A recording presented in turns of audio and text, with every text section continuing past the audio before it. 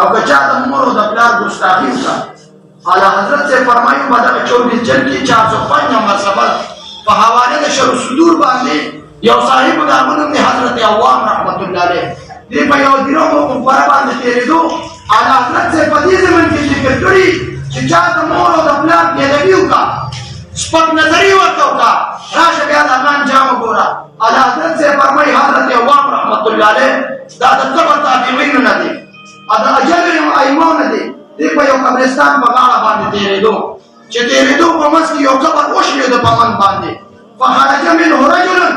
اعلی حضرت سے فرمایي د دغه قبرستان نه یو سړی راووتو، رأسه رأس حمار، خو سر د هغه سر د خرو، وجسده جسد انسان، او باقي بدن یې دا د انسان و.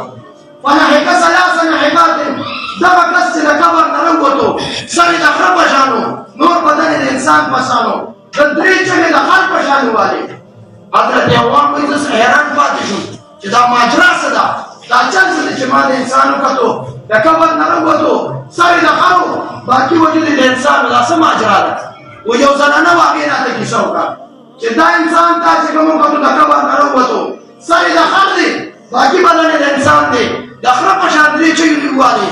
وایي د دې ماجرا رستو داسې ده، واقعه داسې ده چې دې انسان به د شراب څښل او هر مازدیګر به دې کور ته راتلو ځان سره به د شرابو بوتل راوړی. اعلی حضرت سے فرمایي وایي یو ورځ درته مور ووې چې بچې اتق الله، د الله نه ویرېږه، ته به تر کومې دا شراب څښې؟ وایي دا انسان نه ورګېدو، دې خپلې مور ته وایي ته ما ته هره ورځ د خر په شان چغې په دې کور کې وینو. د مور او پلار بې ادبي وکړه، بې حرمتي وکړه، تعظیم یې ونه کړو.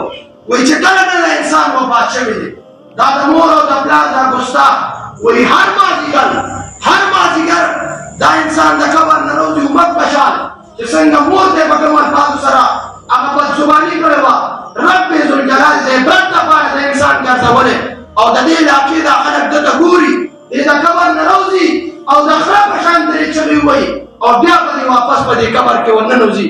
اعلی حضرت سے فرمایي کوم انسان چې د مور او د پلار بې حرمتي وکړه د هغه دنیا کې قدر نشته، رزق کې برکت نشته، زندګۍ کې برکت نشته، او بعد الوصال بیا هغه د مؤمنانو مسلمانانو لپاره عبرت ګرځي. رب ذوالجلال دې زمونږ او ستاسو والدینو ته عمر دراز ورکړي او موږ او تاسو له دې صحیح معنو کې د خپلو والدینو د خدمت کولو توفیق راکړي.